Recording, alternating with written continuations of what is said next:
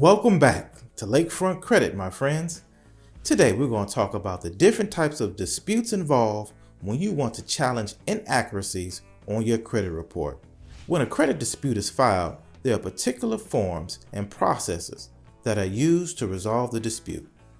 The credit dispute process involves using two systems, Metro 2 and eOscar. So what is Metro 2? Metro 2 is the language used by data furnishers to communicate information to the credit bureaus. It's the standard and the only language used for this purpose. The Metro 2 language consists of alphanumeric and alphanumeric characters. These characters go into different fields on your credit report, which indicate certain things. Metro 2 is communicated through the CDIA, which is the Consumer Data Industry Associate, and it uses a manual called the CRRG, which is the Credit Reporting Resource Guide.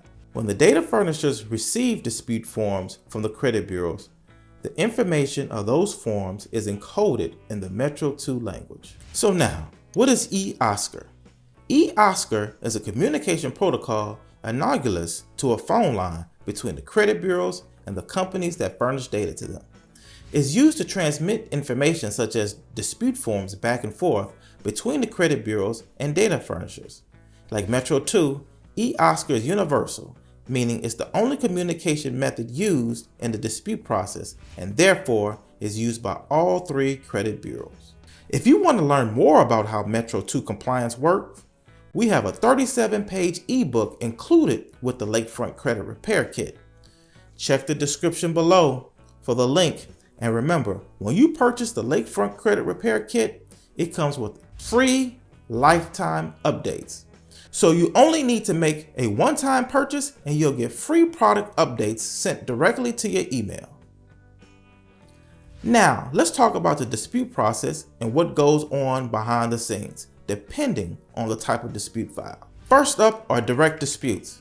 If you decide to dispute the inaccurate information on your credit report with the furnishing party directly, this is called a direct dispute.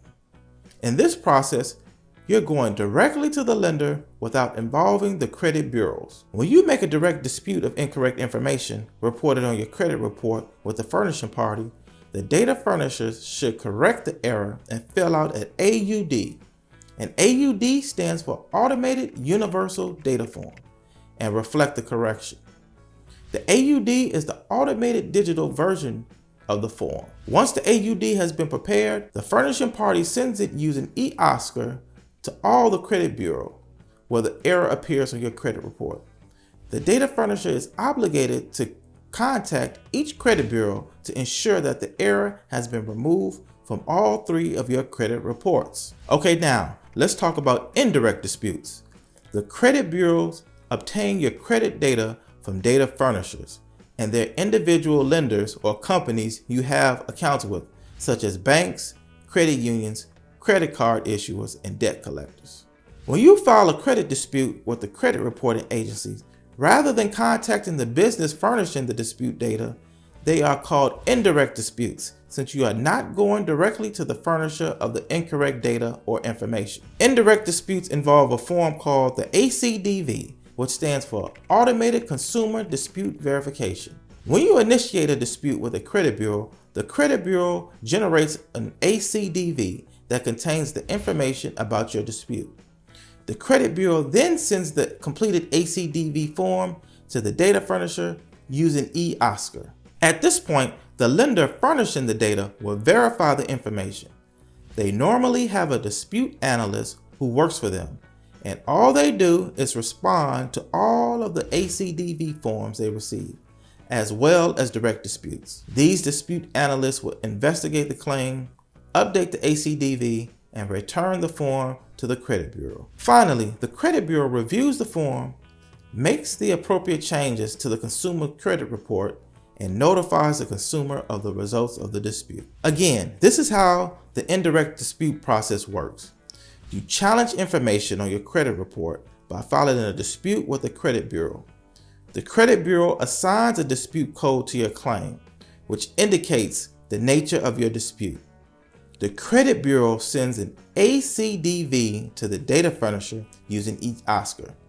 the furnishing party logs into eOscar system to view the dispute. The data furnisher looks at the dispute code on the ACDV indicating the reason for the dispute.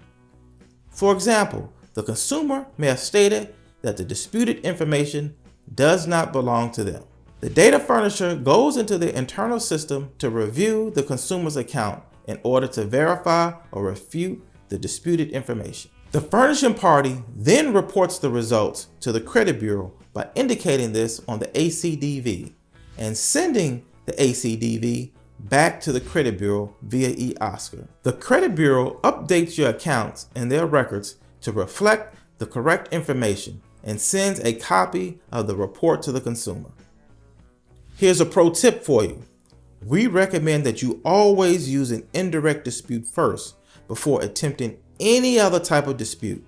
You want to place the credit bureau and the furnisher on the hook for not fixing errors. Though we have stated the process of how indirect disputes work, we want to provide you a little more perspective. When a dispute comes in and is scanned, usually they are sent offshore to some foreign country. These are not employees of Experian, Equifax, or TransUnion, but contractors.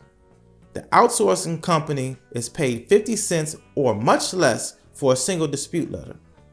Therefore, can you imagine when they get 15 to 20 page long letters with 80 disputes on it? As we shared, within the process of indirect disputes, they'll attempt to reduce your dispute to a 2-digit code.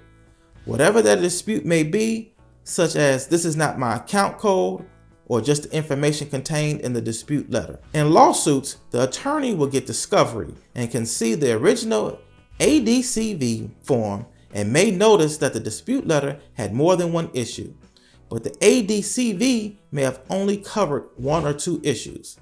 This has been a problem for the credit bureaus because they prepare the ADCV and possible the furnisher is off the hook.